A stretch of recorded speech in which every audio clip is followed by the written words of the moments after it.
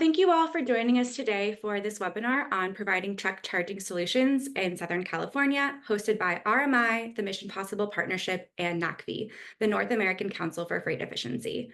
Thank you for joining us today, where we'll be talking about barriers and solutions for deploying truck charging infrastructure. My name is Mia Reback, and I'm a manager at RMI, and I will be moderating today's webinar. California is transitioning the state's transportation system to align with a vision of reaching net zero emissions by 2045. And starting this year, the California Advanced Clean Fleets rule will require all new drayage truck sales and port registrations to be for zero emissions vehicles. And all drayage trucks have to be zero emissions by 2035. Providing sufficient charging infrastructure in the right locations is essential to enabling this transition for drayage, but also other fleets throughout Southern California. RMI is working to support truck charging decarbonization in Southern California and across the US, primarily working with fleets, ports, and utilities to enable this transition. Today, you'll hear more about this work from 5 fantastic speakers who will share their research and real-world experiences about deploying truck charging solutions. First, we'll hear a welcome address from Julia Thane, Senior Principal on RMI's Climate Aligned Industries program. Then we'll hear from Nakona Sanders, Senior Associate on RMI's Carbon Free Transportation team, followed by 3 fantastic guests, Rick Mihalik, Director of Emerging Technologies for NACFE, Paul Gupis, Founder and CEO of Zeem, and Andrew Hicks, National Director of E-Mobility for BGIS. Our webinar will start with a short kickoff address and opening remarks from Julia Thane, followed by short presentations from our 4 speakers. The second half of the webinar will include a moderated Q&A and discussion. Throughout the webinar, please use the Q&A function on your screen to ask questions, and we'll get to as many of them as we can during the live Q&A. We'll now hear from Julia Thane, Senior Principal on RMI's Climate Aligned Industries team, where she leads efforts to build clean industrial hubs in California and the US Gulf Coast. Julia is an expert in accelerating equitable climate action in cities, where she helps companies, governments, and NGOs translate ambitious visions into programs with positive community impact. Thank you, Julia, for joining us today. Thank you, Mia, and hello, everybody. We are so glad to see you here, and I'm very excited to kick off this important discussion. I'm Julia Thane. I'm a Senior Principal on RMI's Climate Aligned Industries team. If you're not familiar with RMI, RMI is a leading nonprofit think, do, scale tank, and we work around the world to decarbonize the global energy system and secure a clean, prosperous, zero-carbon future for all.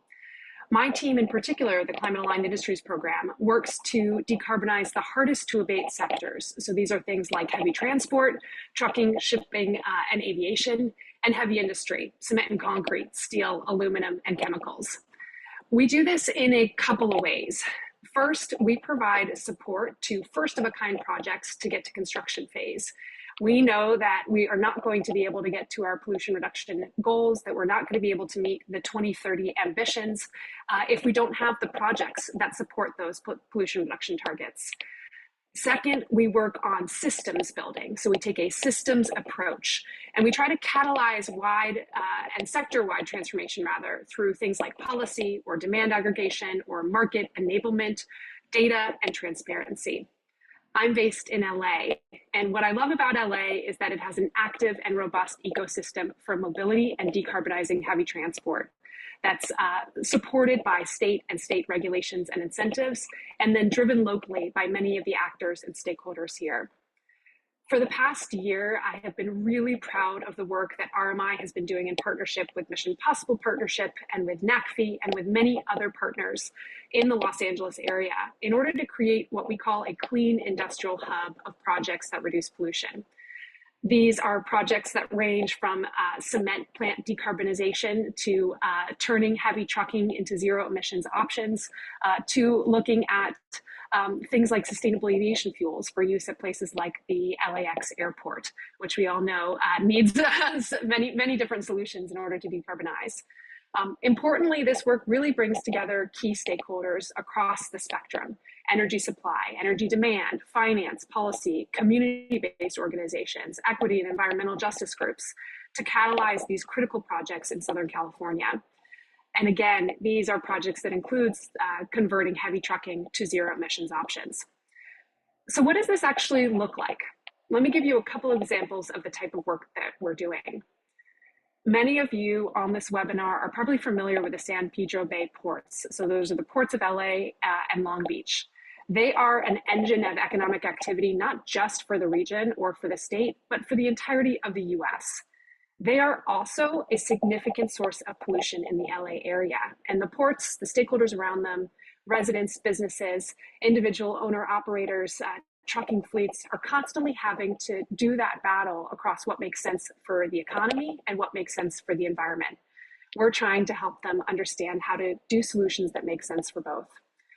So in collaboration with the Mission Possible Partnership and Bezos Earth Fund, we did an analysis and started to look at the three biggest sources of emissions: trucking, shipping, and cargo handling equipment in the ports, and to begin to identify what needs to happen to reach net zero emissions and how we need to enable the market to build out the needed clean energy infrastructure for this transition. Now, after doing that analysis, after doing that think part, we're doing that do and scale part, working with the ports, utilities, charging station developers, and a whole host of other wonderful nonprofits and NGOs in the LA landscape here to prepare for and develop this infrastructure. Another key pillar of our work is enhancing climate justice and community engagement efforts. And we know that in the US context, and especially with the Inflation Reduction Act, we have tools like community benefit plans and community benefit agreements that can ensure that the benefits of these projects extend to workers and nearby communities and are responsive to the needs and wants of those workers and nearby communities. We understand we are just one small part of a large ecosystem of engaged stakeholders. In Southern California, that includes those fleet owners and operators. And we're also working with them and with ports and with other key stakeholders to enable this transition. And that's who we've designed this webinar for, you. So we know that nationally, fleet owners and operators need to know how to site charging infrastructure.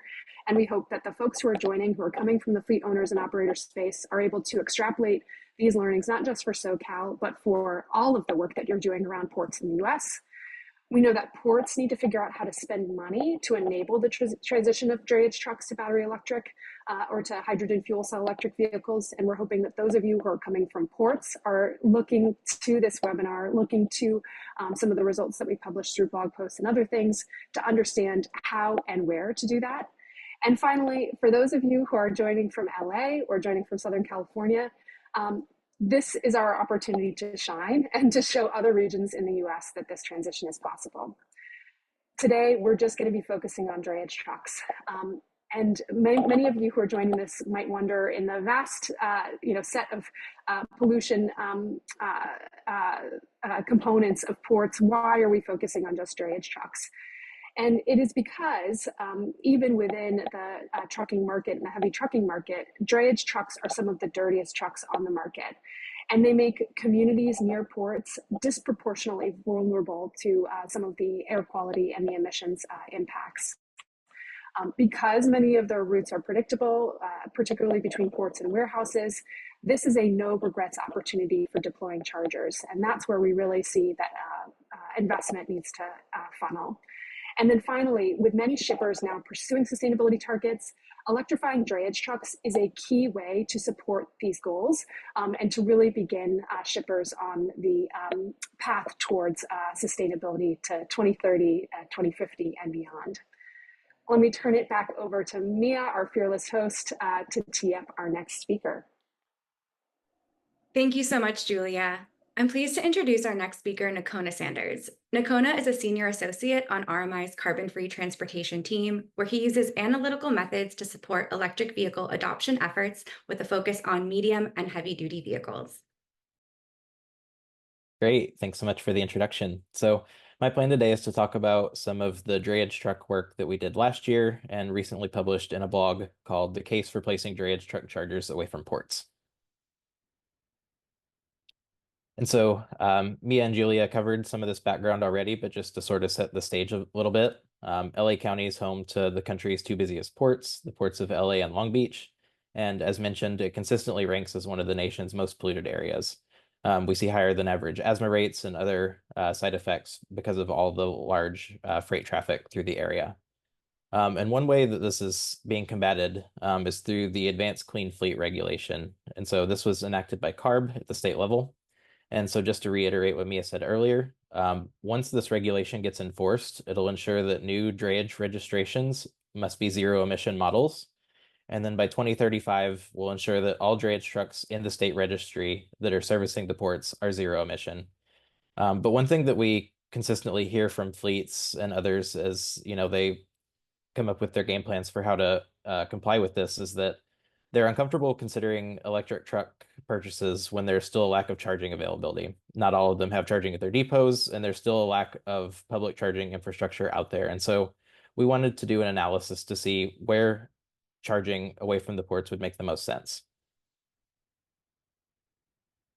And so this is one of the major plots from the analysis that we did. And so this is drawing from telematics data from Geotab. And so what this is these trucks have data loggers on them that track their activity, where they go to, when they stop. And so the analysis that we did was to see where trucks are going to after they leave the port or where they're coming from immediately before coming to the port. And so the results are shown here on the right in large area hexes. And so the red areas show where trucks go the most often, with blue areas seeing a little bit less truck activity, but we see some activity out towards the Inland Empire as we would expect. So the key finding here was that many of these drayage destinations are within 25 miles of the port. And so that's really good news, just because current EV models can already run these routes. Their battery capacities are sufficient to run these. The routes are pretty predictable. And so if public charging is deployed to support them, it really is a key factor for letting this segment pursue early electrification. But then one other thing that we wanted to highlight here is that, obviously these areas are fairly large, but by making chargers publicly accessible, fleets can help accelerate this electrification by relying on other transportation modes. So if things like buses, et cetera, are able to use this shared infrastructure, sites can see more usage in the early days of drayage electrification while those trucks are still being deployed. And so this plot is showing similar data as before, same analysis, but with a zoomed in view on the LA region. And so again, the red areas indicate areas of higher drayage truck activity. And so to a certain extent, this is the findings we were anticipating, with a lot of activity around Carson and Compton.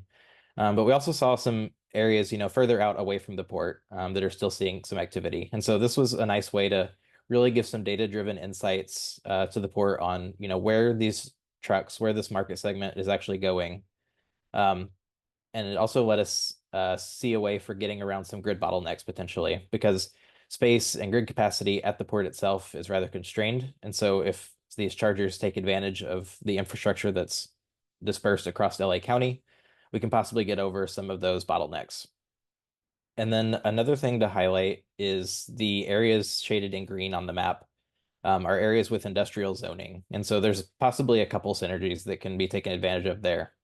The first is that they may have charging capacity already available, just since those sites are used to seeing large loads, and so they might have more available than commercial or residential areas. And the second is just that with that zoning, it's possible that there might be expedited permitting compared to more commercial areas. And so seeing where trucks are going, where the zoning makes sense, where there's electric capacity, those are some of the key factors for success in deploying chargers off port. And so just as a quick conclusion on my final slide, the real big takeaways I just wanted to highlight are that, fleets should be talking to utilities sooner rather than later, just because it can take a while to get power to sites, and there may be areas with existing capacity. And then finally, community impacts always need to be centered at the middle of these conversations, just because while EVs are quieter and zero emissions, they can still disrupt traffic if they're queuing up to charge. And so communities really need to be involved in the planning processes early on to make sure that their local needs are being met.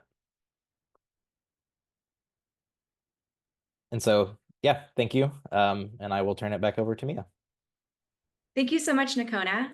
I'm excited to introduce our next speaker, Rick Mihalik, Director of Emerging Technologies for NACFE, the North American Council for Freight Efficiency. Rick spearheads NACFE's work on electric, hydrogen fuel cell, and other alternative fuel medium and heavy-duty trucks. Thank you, Rick. Thank you, Mia. Next slide, please. So if you're not familiar with NACFE, NACFE is a trusted source of unbiased information on technologies for trucking. We provide everything on information looking at technologies all across the board, from tires to engines to fuel cells to battery electric, and it's all available free on our website. Next slide, please. So we ran this Run on Less Electric Depot event last September. I put this up to basically highlight that there are a lot of trucks available today. These are all different models that were participating in our event. We had access to 291 BEVs. We tracked 22 of them, but on 10 different sites. But there are a lot of vehicles available today. Next slide, please. Every one of those battery electric vehicles needed charging, and there is a wealth of charging infrastructure available as well. Next slide, please. Here's one of the examples. This is Performance Team. Performance Team is a part of the Maersk Shipping Corporation. They ran 16 first-generation Volvos and 6 second-generation Volvos. Both vehicles were in duty cycles that were well suited for their operations. The first-gen vehicles required more charging per shift, but the second gens were able to handle the operations of one shift. Next slide, please. We also looked at the Schneider facility. This is an impressive facility that runs now. There are actually 92 Freightliner E-Cascadias at this facility, operating in a 24/7 type of operation. There's 5 megawatts of charging at this facility. It did take some time. To Nakona's point, you need to be talking to the utility well ahead of time if you're going to put in this much capacity. But this operation is replaced their entire collection of 80 diesel trucks with now 92 battery electric ones. Next slide, please. And another one we want to look at is Watt EV. This is a different business model. This is basically charging in trucks as a service. And so this is kind of your future vision for having a depot that's non-denominational. It is servicing multiple brands of vehicles for multiple users. Next slide, please. And I'll give it back to Mia. Thank you. Thank you, Rick. For our audience, please continue to add any questions that you have into the Q&A function on your screen, and we'll get to as many of them as we can during the live Q&A. I'll now introduce our next speaker, Paul Gupis, founder and CEO of Zeem. Paul launched Zeem in 2017 to enable transportation companies to make the shift to electrification without the heavy cost and deep technical expertise involved in buying, charging, and maintaining an EV fleet of their own. Thank you so much, Paul, for sharing more about Zeem and the work you all are doing to provide charging solutions here in Southern California. Thanks, Mia, and thanks to the RMI team for having me here. Really appreciate the opportunity to present with everybody here, and very, very thoughtful and good information so far. If we could start off on the next slide. We started the company, as you mentioned, in 2017. Zeem designs, builds, and operates EV infrastructure for light duty, medium duty, and heavy duty fleets, mainly skewed towards medium and heavy duty. We're doing this at destination and origin, so at the ports, at the airports, and right at customer sites. We design these depots to facilitate everything from passenger vehicles, box trucks, vans, straight trucks, all the way up to the tractors, and everything in between. Next slide. We secured our first locations back in July of 2020, and as Nakona mentioned, engaged with the utility very early on. We did a Southern Cal Edison make-ready, charge-ready transport application to build our first depot, and that's what launched everything. The depot that we have right now is about 1.5 miles away from LAX, where we have 78 DC fast charging ports, 53 AC ports, and a total load of about 7.5 megawatts. So we could charge upwards of about 1,000 vehicles a day. In fact, today, or I should say yesterday, we did 448 charge sessions in one day. We have about 2.5 years of operational experience out of the site, charging everything again from car rental, ride share, box trucks, vans, buses, and tractors. Did about 26,000 charge sessions last year. Have done over 30,000 charge sessions already this year. Did about 1 gigawatt of charging last year and mitigated about 680 metric tons of CO2 from the LAX region. And that was just with 6 DC fast chargers. So in January, we fully commissioned this site to get every one of the ports energized that I mentioned. We're on track to more than triple our figures from last year. So did about 5,000 charge sessions this month alone. So doing quite a bit of activity. Next slide. We provide our offerings through 3 different offerings. I'm sorry, go one more slide here. If we can go next slide, sorry. So we offer through 3 different avenues. That would be on our, sorry, that would be on the slide that should be labeled. My apologies here. Depot offerings. So on the depot offerings, what you're going to see is a multi-tenant depot. So what we do at these, we have 3 different offerings, like our mixed depot, what you would see at LAX, where we have 22 different fleets that operate out of that site today. And obviously, as I'd mentioned, quite a bit of activity that goes on there. Then we have also what's called a co-located. The co-located is where we would come in and share a site with a large fleet. We would design the fleet or the site to operate the charging infrastructure for them and for Zeem to coexist out of that site. And then the final would be what we call our in-yard, which would be a large private fleet where we would come in, for example, like a Budweiser, and you come in and specifically design and operate the fleet charging just for that one single tenant. The other that we see out there would be your corridor strategy. We just had, for example, Rick flashed up Watt EV. Watt EV is a good example of like public charging and providing that service for multiple fleets. What we see is that, again, we're focused on origin and destination. So what you're going to find with us is being very close to where that activity is. And then we also have depots, for example, in the LAX region. We're going out to the Inland Empire and to meet exactly what Nakona and the RMI team is talking about, which is providing charging in the periphery areas around these ports. Next slide. What you'll see is that, and again, these are a little bit jumbled up, my fault for sending you guys this way, but we're opening up 14 sites across the country right here. What we're looking at is an example of our LAX or our Long Beach site. We've announced this about 3 weeks ago, right before ACT. This is roughly a 3-acre facility. We're putting in 84 DC fast charging ports. These are the new ABB 400 kilowatt chargers that are out there. We've been working with ABB on the design of that specific charger. We can facilitate overnight about 175 trucks where we could charge and service those vehicles fully. And then throughout the day, we could charge as many as 300 to 400 additional trucks. So here, the idea is very, very high capacity charging, making sure that we could rotate, move vehicles around, facilitate everything from employee parking to truck charging, doing pull-through charging, and also pulling up with just the tractor without the container. So every way that we're designing these sites is to make sure that we're facilitating all sorts of different type of drayage operations specifically for Long Beach. This here is a 15 megawatt interconnection that's coming directly in from the utility.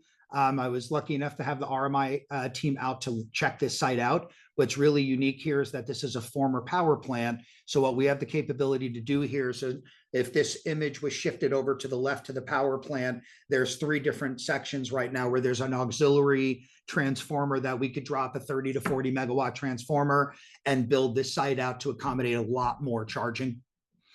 If you can go to the next slide, what you'll see here is doing the same thing in Port of Newark. We announced a major interconnection there at another power plant, 33 megawatt interconnection. So again, all port focused. Everything here is going to be accommodating a Class 8 operation mainly, and most of this is going to be a drayage run. So when you start talking about that map Nakona just had up, everything is going to be running that sort of 20-mile radius and doing the same repeat route every single day, which is what a typical drayage route is. Picking up a full container out of the port, moving that to some sort of a cross dock or warehouse or a truck yard, dropping that full container off, picking up an empty, going back to the port, and doing that repeat route every single day for years. That's the target that Zeem has been focused on. We're also doing that out of rail yards. So anywhere where there's container movement is a major focus for Zeem. If you can go to next slide. That's it on my end, and appreciate the opportunity to present and looking forward to questions. Thank you so much, Paul, for sharing more about the work that Zeem is doing. We'll now hear from our last speaker, Andrew Hicks. Andrew is the National Director of E-Mobility at BGIS, where he leads their EV charging program across North America. Yeah, thank you, Mia, and thank you, RMI team, for having me here today. Really excited to round out today's fantastic presentations with some discussion on charging infrastructure. Specifically, I'll talk about a little bit of background on BGIS, so you know where we're coming from and on the insights that I'll share with you today. I'm also focused in on operations and maintenance of infrastructure and some of the challenges we're seeing, and then provide some insights into our design approach and operations strategy that have proven very successful in supporting the ongoing performance of our clients' infrastructure. Now, considering I only have a couple minutes, I'll stay fairly high level and also happy to provide further details if anyone's interested. Next slide, please. So at BGIS, we're a global integrated facility and infrastructure management services company with a goal of helping our clients improve the performance of their assets and also successfully differentiate and grow their core business. We manage around 90,000 facilities globally and deliver around 10,000 projects or a little more than that per year in North America. We've got 12,000 team members across a wide variety of different service teams, which have allowed us to be a very strong and trusted partner to support our clients with implementation and operations of their assets, including EV charging. The next slide. And so when it comes to EV charging, our journey began about 8 years ago, delivering some simple level 2 charging. It's quickly evolved over time, as has everything in the industry and space, supporting large fleets, logistics companies, retail clients, and charging networks with the implementation of large-scale level 2 and level 3 charging station projects for both fleet charging applications as well as public charging applications as well. And this slide here just gives you a little bit of flavor of some of the clients that we've been working with and supporting for these larger scale rollouts and programs. Now, next slide, please. So when it comes to end-to-end, which is what we've been supporting a lot of the clients you saw on the previous slide with, what does that really mean? And it means starting with the delivery of the strategic planning, the site feasibility studies, engineering designs, utility coordination, and permitting through our in-house engineering team. And then with our in-house construction team, then layering into the design process to then begin and self-perform the construction piece and management of sub-trades to install and commission. And finally, and I'm going to touch on this process a little deeper, it hands off to our in-house operations and service team to monitor, maintain, and track asset performance. And so this is really the core piece of what I want to highlight today. So we'll jump right into it if we can move to the next slide.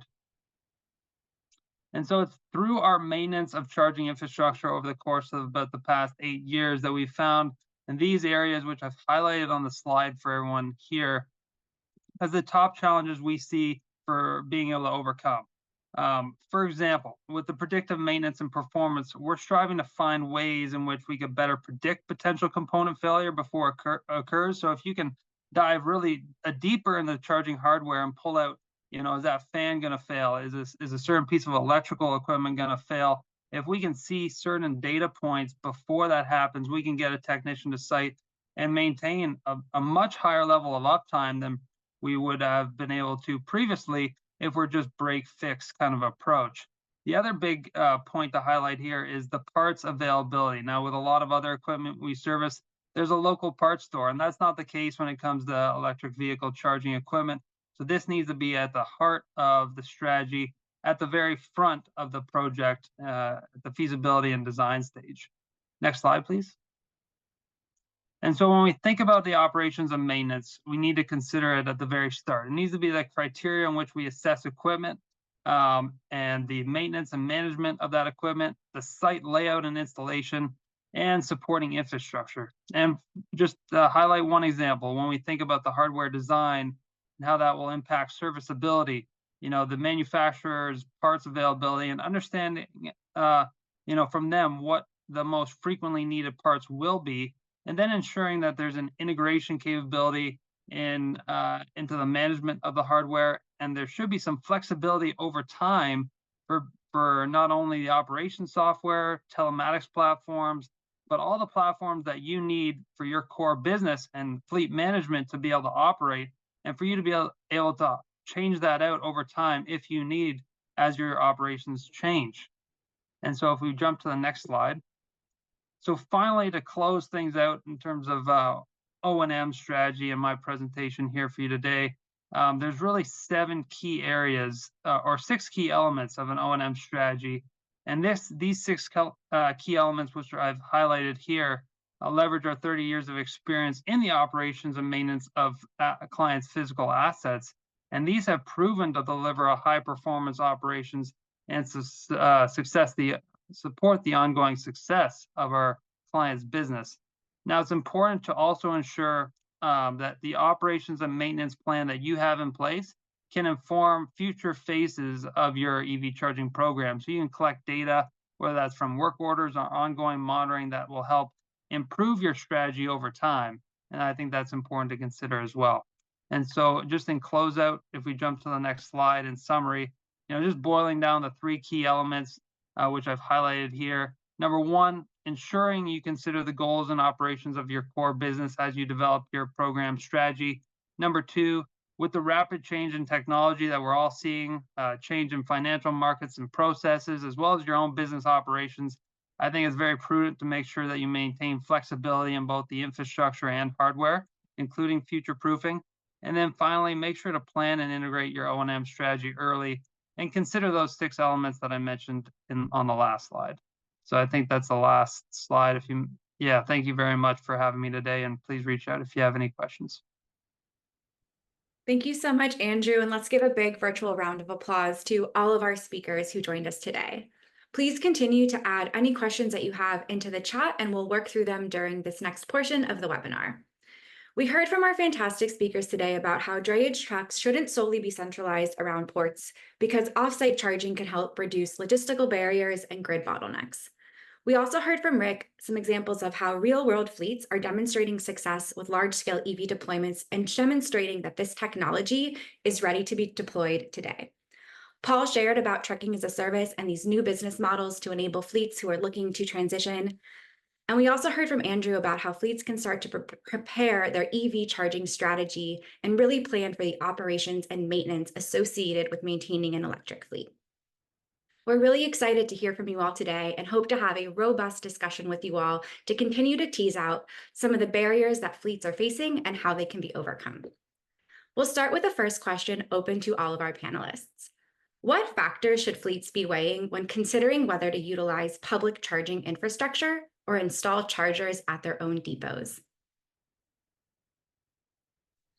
I'm happy to start there, Mia, if that's okay. For us, we're very concentrated on contractual agreements with our customers.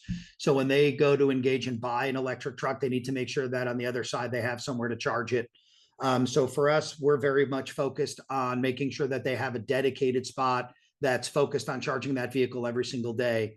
Public charging, there's some interoperability issues that we've seen in the past while we go out to an unannounced, for example, to a public charger. So for us, it's about making sure that we have customers that know that their trucks integrate with our charging infrastructure. So then that way they know they have a reliable place to be able to charge and a dedicated home for that asset. I can add on to that a little bit, just to echo a point that Andrew made. I think that, fleets understand their own operations, but a key aspect for considering in-depot charging is being able to future-proof that infrastructure, being able to understand what power needs that your fleet has, and be able to hopefully do, a one-shot approach of getting all the upgrades you need instead of an incremental approach, just because that can be more time-consuming and potentially costlier. Yeah, the scale of your operation is also very relevant. If you're a 1 or 2 truck operation versus 100 trucks, that will dictate, the options that you want to pursue. I want to plus 1.1 to that comment that Rick just made, because it was the immediate one that came to mind for me, which is that You know, the reality of drayage trucks in Southern California is that most of the owners are individual owner operators and they own 5 trucks or fewer. And so for them, it's going to be important to have some public charging infrastructure, some public depots. And I don't think we're going to be able to get away from a hybrid environment where we have some private, some semi-private or semi-public, and then some public charging depots in the region. I think it's just going to be important to make sure that all of them have sufficient power. And as Nakona mentioned, that there is some future proofing that we look at, especially for public charging depots, which have somewhat less flexible dollars in terms of the capital investments and the ongoing operating costs. Yeah, and last point to make, they're probably looking at their current facility and also utility availability for power capacity at those locations that could very well dictate, you know, how much charging capacity they'll be able to have on site and how they'll have to leverage public charging as well. So that's Julia's point, very much potential for a hybrid scenario there. Great. And as a follow-up, what role should ports be playing to help enable fleets to make this transition? You know, I think I could start there too. I think, you know, incentivizing those who buy an electric truck and giving them a quicker route into the port is an obvious one. I think also lessening the cost to run an electric truck and actually do pickups and drop-offs in the port is critical. But also, you know, pointing the infrastructure players like us to those customers. So then that way we could provide the infrastructure they need and then understand exactly where they need that infrastructure to be. There's plenty of companies like us that want to deploy capital to help meet that need. So I think ports can play their part by knowing who those friendly and receptive customers are. And I think, Julie, you bring up a really good point. Those small independent operators, they need somewhere to operate, park, and charge. And we meet that need as well. So I think that's key and good point. Yeah, Paul's made some great points there. Streamlining, getting the assets in and out of the facilities is very critical. These are going to be more expensive vehicles, and you want to operate them as much as you possibly can. So anything the ports can do to help streamline that or incentivize using it is the steps they need to take.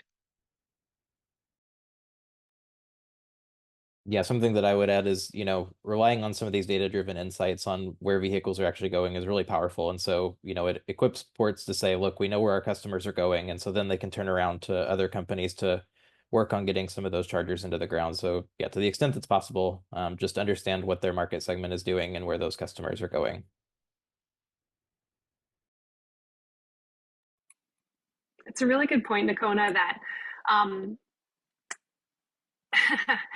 data is not always the answer, but in some cases it is. And I think in this particular case, having sort of a roadmap or a planning document that shows exactly what this RMI analysis is trying to show, and that is where are the locations that are most favorable for current drayage truck routes is really important. And I think being able to show coordination across a region too, when it's especially a place like LA where we have a municipal utility, a municipal port, and other municipal actors that can really work together on identifying public charging sites and identifying semi-public, you know, semi-private and private charging sites.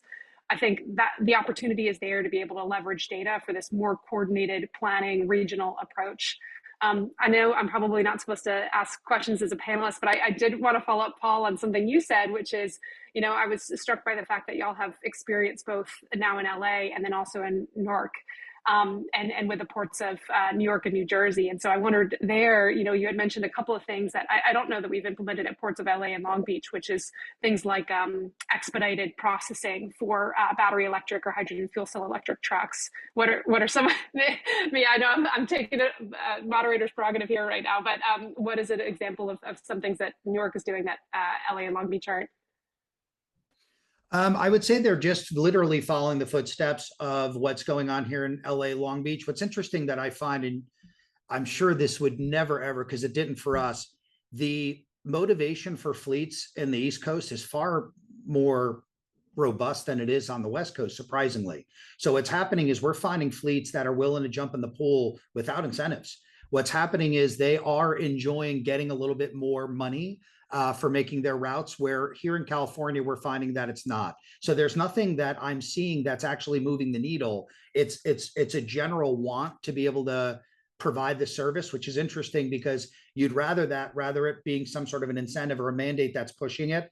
So what I'm happy to say is, like Newark, from the moment we've made an announcement that we've got a huge interconnection there, we've had a lot of outreach from fleets, and all of them without the mindset that they have an incentive or need some sort of a motivation to tip over. What they're doing is trying to understand, hey, I need to meet. What I'm finding is I have an obligation to meet for this carrier at this time. I can't get my infrastructure, my truck in time. So those are good problems. That's why we started Zeem. So I wish I could point you to something. There is nothing except we want to be a first mover, and we want to be the first ones to offer this. And what's great is in California, I find one or two of those. In the New York area, surprisingly, it's a dozen or a dozen and a half that are saying, hey, how could I be that first? And I like letting them wrestle around with each other to be that first. Yeah, looking for total cost of ownership opportunities is much more challenging with electric vehicles. You need to identify all the possible contributors. One of the fleets that I dealt with on the East Coast was actually looking at electric vehicles because of the fact that they got reduced tolls or no tolls going across the bridges. So they were hauling beverages into the city across a toll bridge, and that was sufficient incentive financially for them to look at electric vehicles.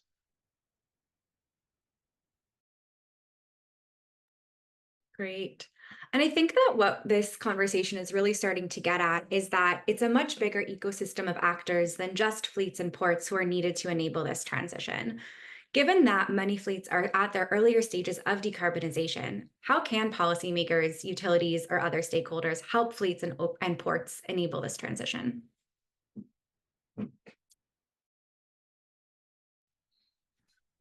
I'll take a first shot at this. The fact that a diesel truck will run 20 to 30 years is a reality.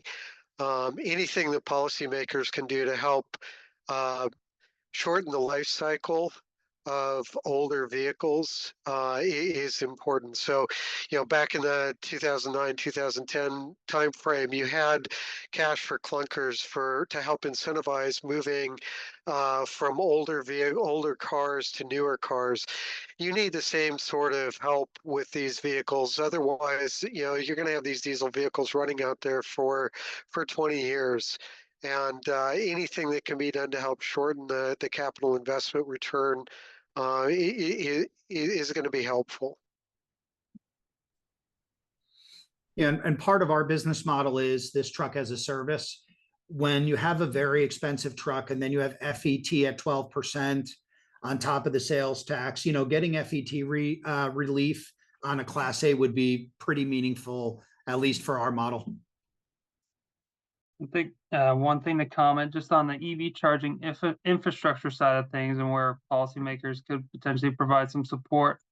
We've seen through our we've done probably sites in almost every jurisdiction across North America, but in some areas there's been mandate for fast tracking of availability of power capacity and transformer upgrades, and then also the information that goes along with that at the early stage of the project life cycle, so that the client has a better idea of what the power availability is at their site without having to go to a CD50 design and submit that before they can get those insights, because they're already down the road at that point. So I think that is very important from an infrastructure perspective, and also from a AHJ perspective. There's probably a little bit of education that could happen within some of the AHJs. We found that we're being asked as if we were building a 40-story building for the type of permitting requirements that are being asked of us. And I think there just needs to be some right sizing there, so we can streamline the process a little bit on the infrastructure side to help support the electrification of these fleets. Yeah, one thing that I would add here is that to the extent that utilities can make their available capacity more public, I know that it varies by jurisdiction, the level of data granularity that's out there, but to the extent that fleets are able to see where power exists currently, can sort of help facilitate that transition a bit, and sort of helping fleets plan their long-term operations. Continuing on the theme of power, can anyone share some examples of depots that are already using battery storage or other energy resources on site co-located with charging infrastructure? During run-on less, we had both types of facilities. Some were connected directly to the grid with no on-site micro power capability. Others found that it was easier to deal with the utility by having some capability to store power on site to help reduce the demand on the network. It really depends on a lot of different factors. What we've found is that there are no average sites, there's no average utilities, there are no average fleets, right? So every one of these facilities requires some customization and some realization that it's unique, and each one is different.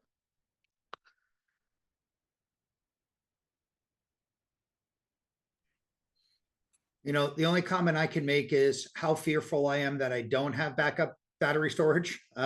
You know, we have a 7.5 megawatt load, and I'm asked all the time by customers, well, what happens if the power goes out? And I give the same answer that I would to any diesel operator, which is the pump won't work either, but it's not a great answer. So the bottom line is we know we need to size battery storage, but I think you gave the right answer, Rick, which is until you actually know what's operating there, you don't really know what kind of storage you need. And I don't want to overspend on infrastructure. Right now, we're in a world of infrastructures want a perfect setup for project financing, and we're not in the solar world. So EV charging is this new area. So you got to try your best to make sure you keep your costs as low as possible. Institutional capital is what's going to scale this kind of an operation. So battery storage throws the whole equation off. So I know we need it. It keeps me up at night for sure, but I don't have a good answer there, and I need a better answer. So hopefully that's some context. It's interesting just hearing both of your responses, Rick and Paul, to understand how that factors into a future-proof solution. And what I'm hearing from your experience too is that starting out with a grid connection is the short-term option, but has to lead towards a longer term of having additionally battery storage. And what that then implies for fleet owners and operators and charging operators is you've got to think of almost 2 rounds of investment. I mean, you got to think of multiple rounds of investment, but you got to think of 2 rounds of investment when you're designing the charging depot itself, which is the first time, you know, getting that utility hookup, and then the second time, leaving enough space and also enough money to be able to get some sort of battery storage on site. So I think that's really interesting, and also honestly has implications for when we're talking about charging depots in the SoCal region, just the space requirements of them themselves. I think, Mia, just to build off those responses, one thing that we've seen on the design side of things is making sure that our designs for the existing phase of deployment considers the ability for tie-in of the battery storage and solar on-site solar and any other energy system that might come as a phase 2. The other thing that we're trying to do, this speaks more to the resiliency aspect and backup power, is looking at any existing generators that might be on site if there's excess capacity there to provide a little bit of backup power to the charging stations. It might not be able to fulfill the entire demand, but at least it's better than having no chargers that are up and running if the power were to go down.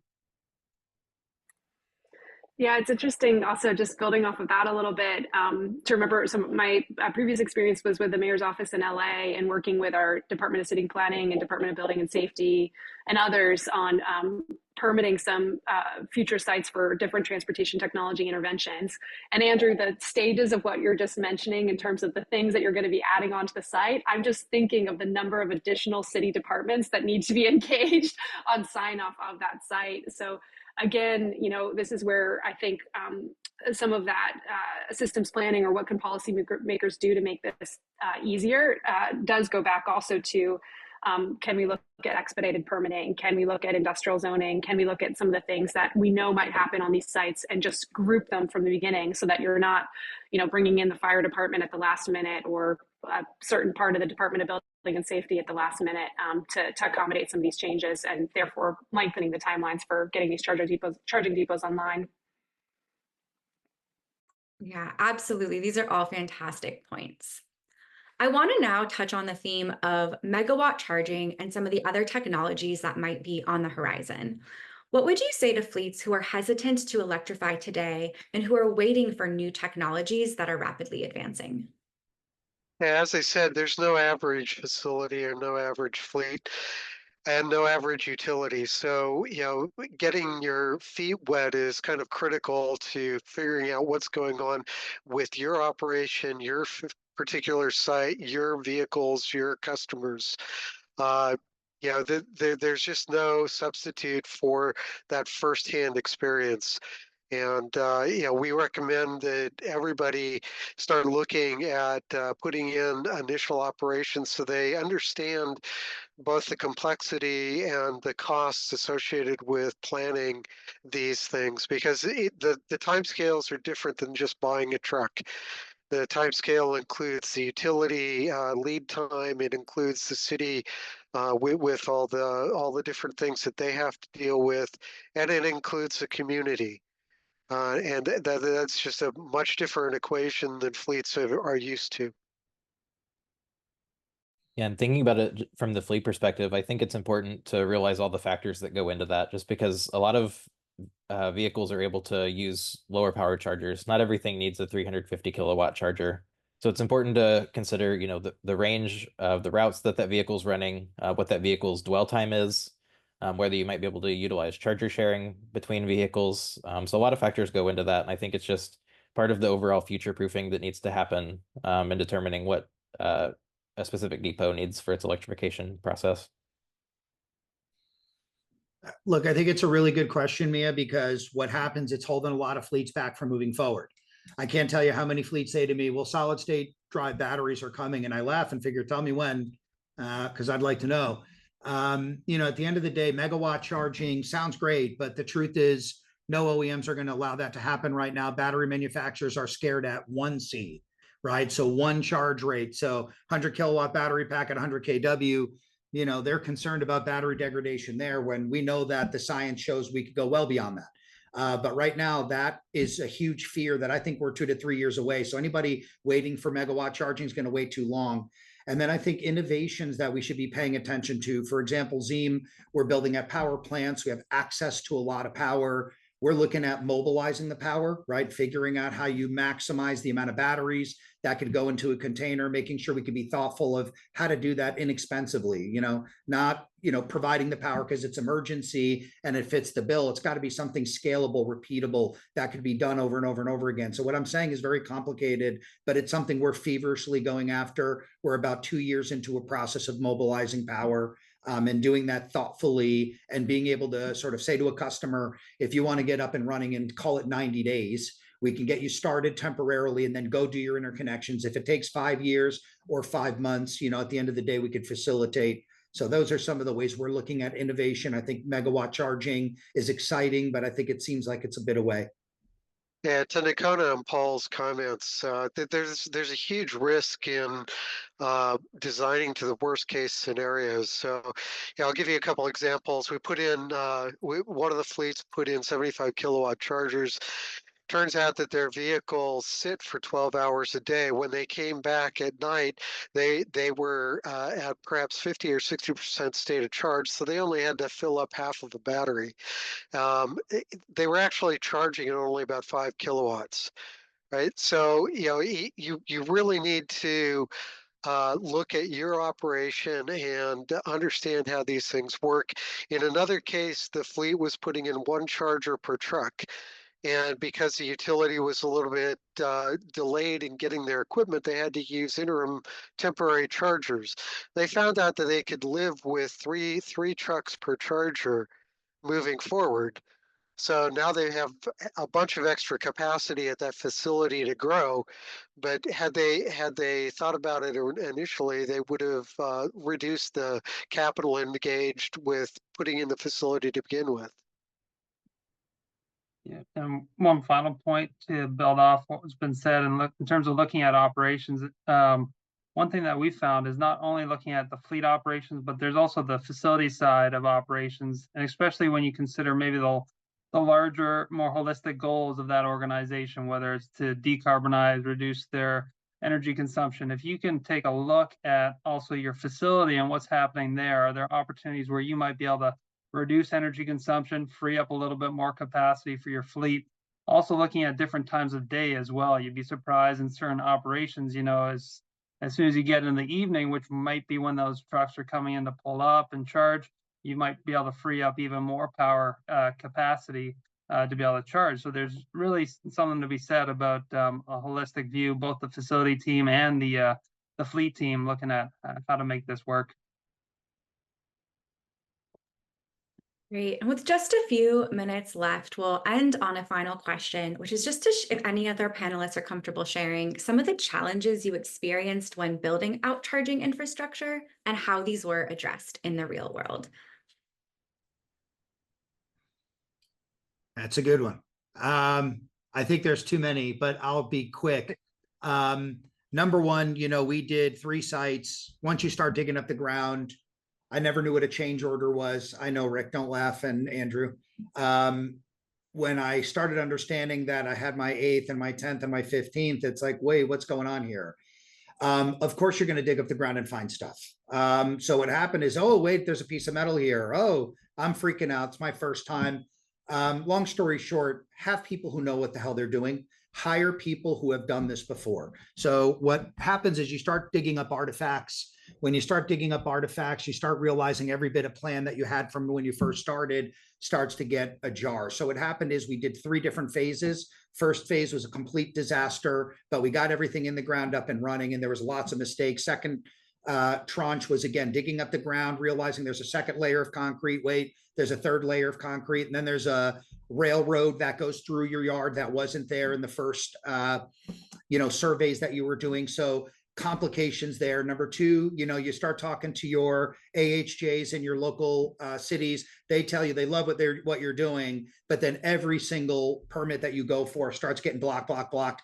And then it depends on who you're talking to within the organization. So your front-facing person loves what you're doing, but the person who signs off in the back end hates what you're doing. So it's understanding that permitting process. And then third, switch gear, utility gear, chargers.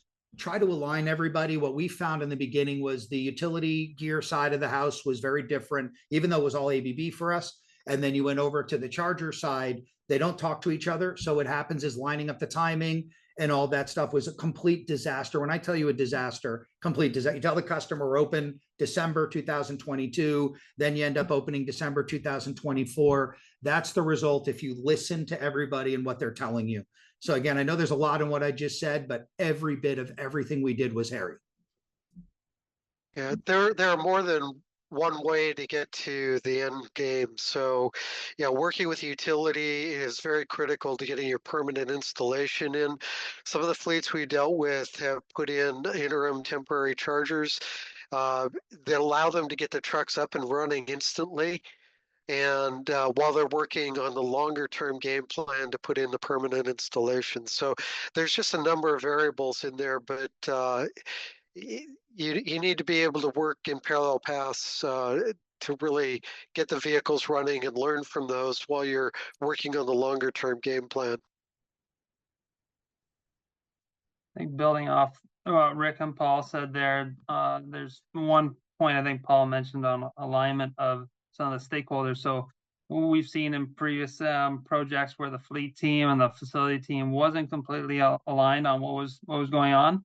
And so to take that even a step further, looking at both also the other key stakeholders, the drivers, the operations team, the management team, I think that some unnecessary challenges and problems have occurred because all the stakeholders weren't together at the beginning talking about the strategy, and we only found it, a little bit down the line, and we had to do some rework. So I think that would be, the top number one challenge, and also opportunity for improvement. And this one other that I'd probably mention is that when looking at the utility engagement, there's certain things I think that the project team can do. Obviously, it's one of the longest lead items is the utility, but there's certain things that we found we can do on the project team side to kind of help expedite that as best we can. Just by getting to the utility, when we're at the CD50 stage, we've been able to have alignment between the construction design team, where that's enough for the utility to submit to the utility at that point, and we've shaved off about 2 to 3 months instead of getting to CD 100 kind of round. So there's certain things that we're thinking about. Obviously, there's challenges, and we're just trying to find opportunities to improve those. Well, thank you all for this fantastic discussion. Really insightful to hear about some of the challenges you're facing out in the real world and the stakeholder coordination that can come together to help overcome these and help fleets install electric charging infrastructure sooner to enable this transition. I just want to thank our attendees for joining this panel today. We're so thrilled to share this important work for you. We've been recording this webinar and it will be posted online on the same registration page that you used to sign up for today's event. And you can get more information about our work at rmi.org. Let's give a final virtual round of applause to our fantastic speakers, and thank you all so much for joining this webinar today.